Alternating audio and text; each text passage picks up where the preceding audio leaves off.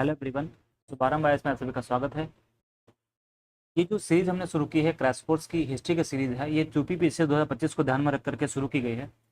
हमने पिछले वीडियो में डिस्कस किया था कि यूपीपीएससी में जो एंसेंट हिस्ट्री का पोर्शन है उसमें कौन कौन से चैप्टर इंपॉर्टेंट हैं और कौन कौन सी चीज़ें ज़्यादा एग्जाम में पूछी जाती हैं।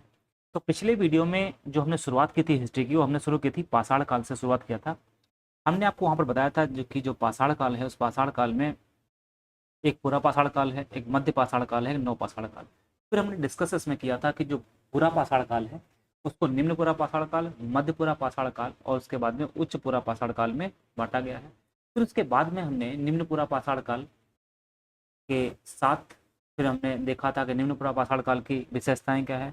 उसके बाद हमने मध्य पूरा पाषाण काल की विशेषताएं देखी थी क्या है, और उसके बाद हमने देखा था यहाँ पर कि जो उच्च पूरा पाषाण काल है उसकी विशेषताएं क्या है। तो हमने एक सेगमेंट पूरा किया था। आज हम जो इस वीडियो में कवर करने वाले हैं वो कवर करने वाले हैं यहाँ पर कि मध्य पाषाण काल और उसके साथ साथ में नव पाषाण काल। देखिए, मध्य पाषाण काल और या हम नव पाषाण काल की बात करें, इसमें जो एग्जाम में क्वेश्चन जो बनता है वो ज्यादातर उसके स्थल से लेकर के बनता है। ठीक है, तो पहली बात यहाँ पर यह है कि मध्य पाषाण काल की अगर बात करें, मेसोलिथिक एज की बात करते हैं, तो 10,000 से 8,000 ईसा वर्ष पूर्व तक का ये काल है। और इसमें सबसे खास बात क्या है कि जो इसका जो खोज है कि खोज किसने की थी, तो इसकी खोजकर्ता जो है वो कौन है, वो है सीएल कार्लाइल। कौन है? सीएल कार्लाइल, ये खोज करता है। और कब की थी खोज इन्होंने? तो 1867 एडी में की थी। 1867 एडी में इन्होंने इसकी खोज की थी। अच्छा, इसका अन्य नाम क्या है? देखिए, मैंने एक बात बताई थी, जैसे जैसे समय बीतता जाएगा वैसे वैसे जो उपकरण हैं, जो उनके यूज करने के इंस्ट्रूमेंट्स हैं, वो छोटे छोटे होते जाएंगे।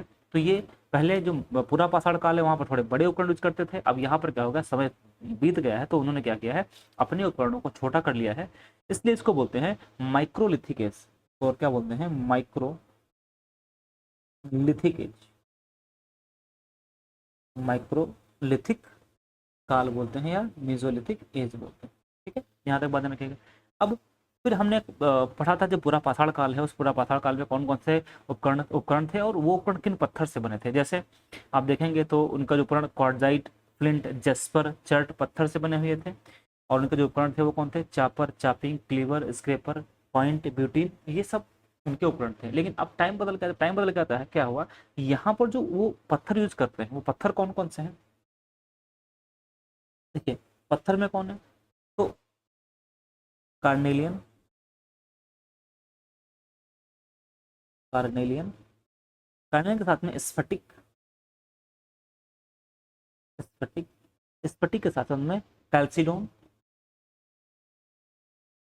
कैल्सिडोन। और कैल्सिडोन के साथ साथ यहाँ पर जो उपकरण है वो हड्डी एवं सींग से भी बने हुए मिले हुए हैं। हड्डी एवं सींग से बने मिले हुए हैं। और एक इंपॉर्टेंट चीज ये है कि इनका जो उपकरण थे, उपकरणों के आकार भी बदल गए हैं। यानी उपकरण में कैसे हो गए हैं? त्रिभुजाकार हो गए हैं, समलंब हो गए हैं, नवचंद्राकार हो गए, मतलब आकार भी इनका बदल गया है। जो उपकरण थे वो कैसे हो गए हैं? उपकरण हो गए हैं त्रिभुजाकार,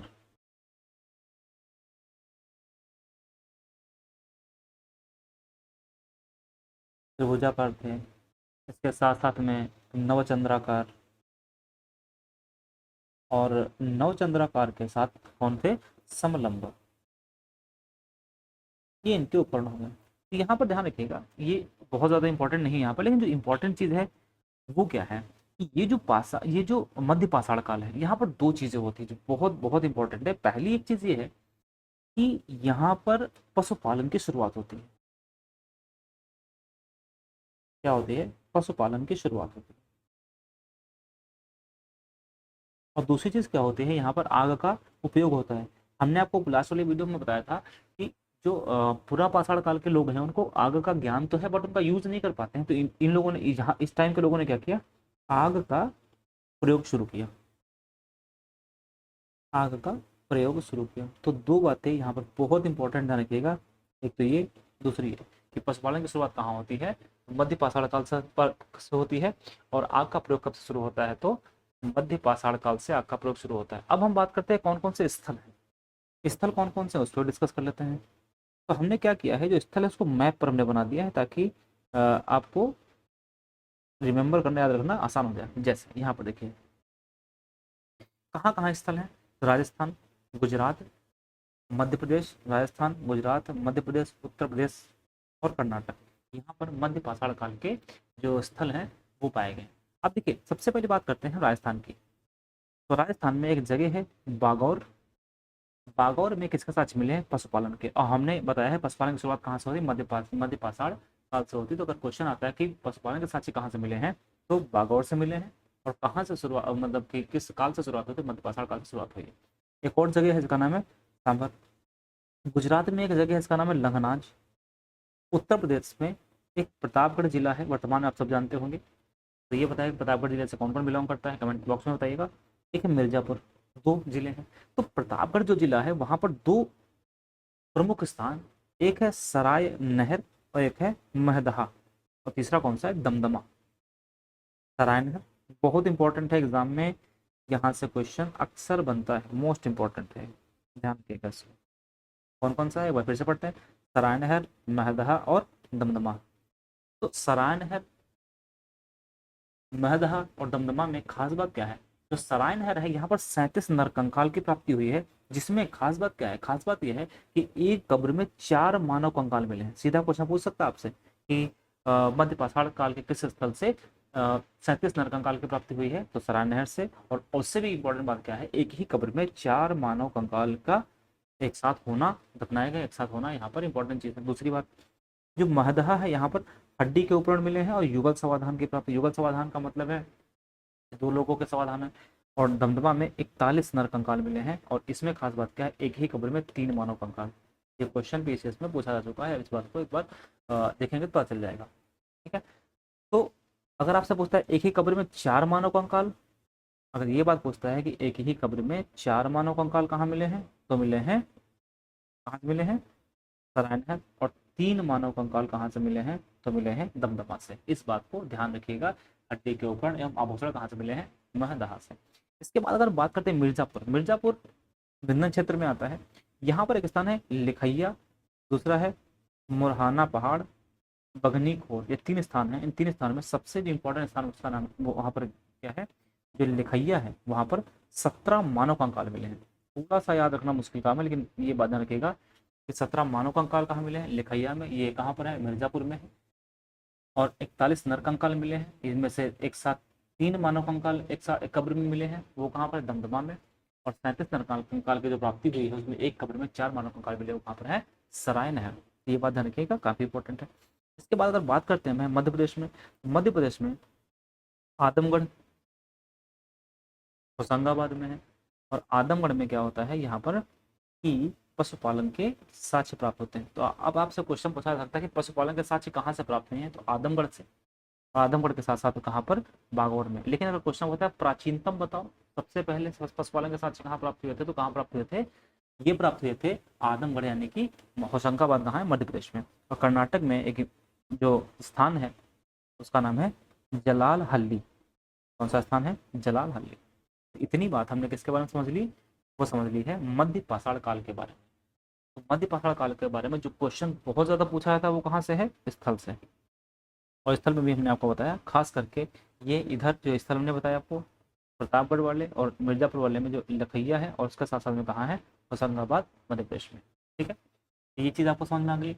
अब बात करते हैं हमें नौ पाषाण काल की। देखिए जो नौ पाषाण काल है, उस नौ पाषाण काल को जो नाम दिया गया है, वो नाम क्या दिया गया है, नाम में बोला गया है इसमें कि जो नवपाषाण शब्द है, ये जो नवपाषाण शब्द है, इसके जनक कौन है। जो नवपाषाण शब्द है के जनक कौन है, तो इसके जनक का नाम है सर जॉन लुबाक। कौन जनक है, सर जॉन लुबाक। ये इसके इस शब्द का जनक है। शब्द कौन सा शब्द है, नवपाषाण काल। और नवपाषाणी क्रांति शब्द के जनक कौन है, नवपाषाणिक क्रांति शब्द के जनक कौन है? तो ध्यान रखिएगा इसका जनक कौन है? Garden child. गार्डन चाइल्ड इसके जनक है। गार्डन चाइल्ड इसके जनक है। ठीक है। अब यहाँ पर सवाल है कि इसको क्यों क्रांति क्यों कहते हैं? भाई क्रांति कहने का कारण होना चाहिए, क्यों क्रांति कहते हैं? क्रांति क्यों कहते हैं? तो इसमें पहली जो इंपॉर्टेंट बात है वह क्रांति इसलिए इसको कहते हैं कि यहाँ पर क्या होता है, कृषि का ज्ञान हो गया था, कुछ नया हुआ होगा, यानी कि इसमें क्या हुआ था, कृषि का ज्ञान हो गया था, कृषि का ज्ञान हो गया था।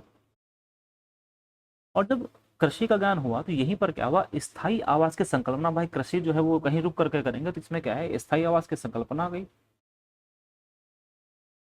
यानी कि लोग रहने लगे एक साथ में। और जब लोग रहने लगे तो फिर उन्होंने मृदभांड का भी यूज किया, मृदभांड का उपयोग किया। इसके साथ साथ में पशुपालन के भी बड़े साक्ष्य मिले, पशुपालन भी करना, क्योंकि जब कृषि कृषि करनी है तो पशुपालन भी तो करना ही पड़ेगा, क्योंकि जो खेत हैं उसमें जो काम करने के लिए पशु चाहिए। पशुपालन के साक्ष्य बड़े पैमाने पर,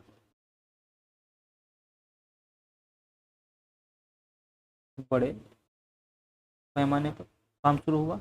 और यहाँ पर पालिशदार जो चकमक उद्योग है वो शुरू हुआ और हड्डी के उपकरण की शुरुआत हुई। हड्डी के उपकरण, अच्छा ऊपर भी आपने देखा था कि यहाँ पर भी हड्डी के उपकरण का यूज हो रहा था। यहाँ पर पत्थर जो बन रहे थे वो अपने उपकरण वो हड्डी के बना रहे थे, लेकिन यहाँ पर व्यापक तौर पर शुरू हुआ। यहाँ पर क्या हुआ, व्यापक तौर पर शुरू हुआ। अब इसके स्थल कौन से हैं वो हमने यहाँ पर मैप पर बनाया है। इसके भी स्थल ही बहुत इंपॉर्टेंट है, सबसे ज्यादा जो क्वेश्चन है वो स्थल से ही पूछता है, इंपॉर्टेंट है। जैसे जम्मू कश्मीर में बुर्ज होम और गुफराल है। यूपी में इलाहाबाद में यानी प्रयागराज में कोल्डी हवा, चौपानी मांडो, महागरा। बिहार में चिरांद, पश्चिम बंगाल में पांडुर जाब मीबी, आंध्र प्रदेश में कोडेक्कल, कर्नाटक में मास्की, ब्रह्मगिरी, संगनकल्लू, कोडेक्कल, और कर्नाटक में क्या है, पोचमपल्ली। ये तो हो गए भारत के। अब बात करते हैं अगर भारत के बाहर यानी पाकिस्तान के। अच्छा जब ये सब खोज वगैरह की गई तब पाकिस्तान तो था नहीं, लेकिन वर्तमान में पाकिस्तान में है। तो एक स्थान है मेहरगढ़, ये कहाँ पर, बलूचिस्तान यानी कि पाकिस्तान में। ठीक है। तो यहाँ पर सबसे खास बात क्या है, सबसे खास बात है जो जम्मू कश्मीर है, जम्मू कश्मीर में जो बुर्जहोम है, यहाँ पर खास बात यह है कि मानव के साथ में कुत्ते को दफनाया गया। ये बात इंपॉर्टेंट रखी है, ध्यान रखिएगा, पूछ सकता है कि किस नव पाषाण काल स्थान से मानव के साथ कुत्ते को दफनाने का साक्ष्य मिला है, तो कहाँ पर है, बुर्जहोम में है। और गुफराल से क्या मिला है, गुफराल से हड्डी के ऊपर मिले हैं, और ये कहाँ पर है, ये जम्मू कश्मीर से, ये जम्मू कश्मीर में है। इसके बाद अगर हम इलाहाबाद की बात करें, यूपी में इलाहाबाद की बात करें, तो जो कोल्डिवा है, तो कोल्डिवा भी कहते हैं। यहाँ पर क्या है, चावल के प्राचीनतम साक्ष्य मिले हैं, चावल या धान के प्राचीनतम साक्ष्य मिले हैं। बर्तन होता है, जो बर्तन के साक्ष्य मिले यानी कि प्राचीनतम मृदभांड के साक्ष्य मिले हैं। तो दो बात ध्यान रखिएगा, कोल्डिवा जहाँ से चावल या धान के प्राचीनतम साक्ष्य मिले हैं। दूसरा चौपानी मांडू में प्राचीनतम मृदभांड यानी कि ये कह सकते हैं बर्तन के साक्ष्य मिले हैं। बिहार में चिरांद, ये बहुत इंपॉर्टेंट है, ध्यान रखिएगा। चिरांद में हड्डी के सर्वाधिक उपकरण की प्राप्ति हुई है। सर्वाधिक जो उपकरण मिले हैं हड्डी को कहाँ से मिले हैं, चिरांद से। बस ये वाला बहुत इंपॉर्टेंट नहीं है। ठीक। उत्तर प्रदेश में कोटिकल, ये बस नाम याद रखिएगा। तमिलनाडु में पोचमपल्ली, कर्नाटक में मास्की, ब्रह्मगिरी, संगनकल्लू इसलिए इंपॉर्टेंट है क्योंकि यहाँ पर राख के टीले मिले हुए हैं। ठीक है। तो अच्छा ये तो हो गए भारत के बाहर, पाकिस्तान में यानी बलूचिस्तान वाले हिस्से में मेहरगढ़। और मेहरगढ़ की खास बात क्या है, ध्यान रखिएगा, बहुत इंपॉर्टेंट है कि पाषाण संस्कृति से लेकर हड़प्पा सभ्यता तक की यहाँ पर प्राप्ति हुई। मतलब कि यहाँ पर पाषाण संस्कृति से हड़प्पा सभ्यता तक की जो साक्ष्य मिले हैं वो मिले हैं। और यहाँ पर प्राचीनतम गांव का साक्ष्य मिला है कि प्राचीनतम गांव, सबसे पहले गांव कहाँ से प्रारंभ हुए थे, यहीं से शुरू हुए थे। तो इसमें हमने चैप्टर में 3 चीज़ें हमने शुरू की थी, पाषाण काल, मध्य पाषाण काल, सॉरी पूरा पाषाण काल, मध्य पाषाण काल, नव पाषाण काल। हमने पूरा पाषाण काल में निम्न पूरा पाषाण काल, मध्य पूरा पाषाण काल, उच्च पूरा पाषाण काल पढ़ा। वो पिछले वीडियो में जिन लोगों ने नहीं देखा है वो वहाँ पे जाके देख सकते हैं। और आज वाले वीडियो में हमने मध्य पाषाण काल और नव पाषाण काल को देखा। अब यहाँ पर ना कुछ इंपॉर्टेंट बातें लिख लेते हैं। इंपॉर्टेंट बातें क्या हैं, जैसे जो रॉबर्ट ब्रूस फुट हैं, उन्होंने पहली बार मद्रास के निकट एक पल्लवरम में हैंडेक्स उपकरण प्राप्त किया। ठीक है, तो नोट में हम कर लेंगे, नोट में ध्यान रखिएगा। नोट ये है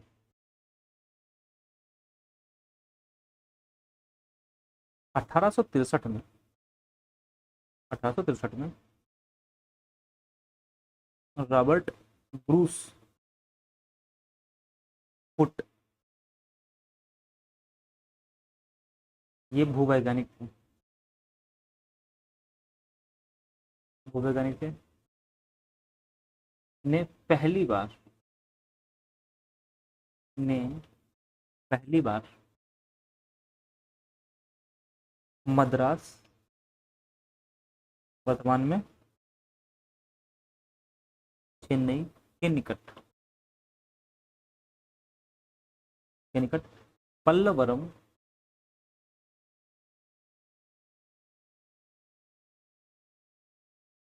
पल्लवरम में हैंडेक्स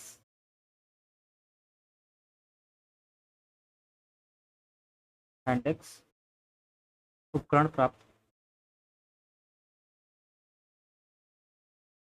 हुआ।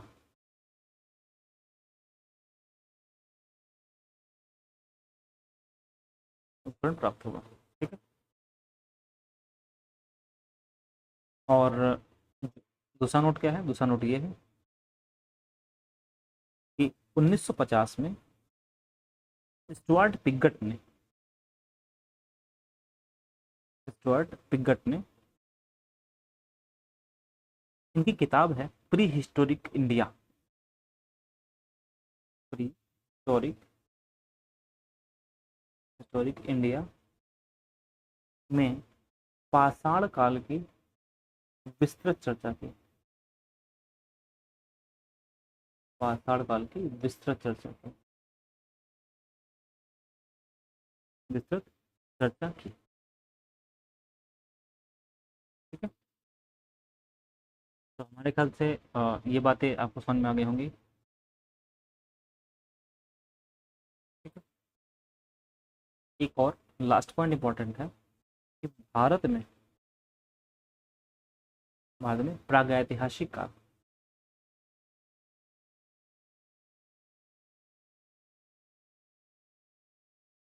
भारत में प्रागैतिहासिक काल के जनक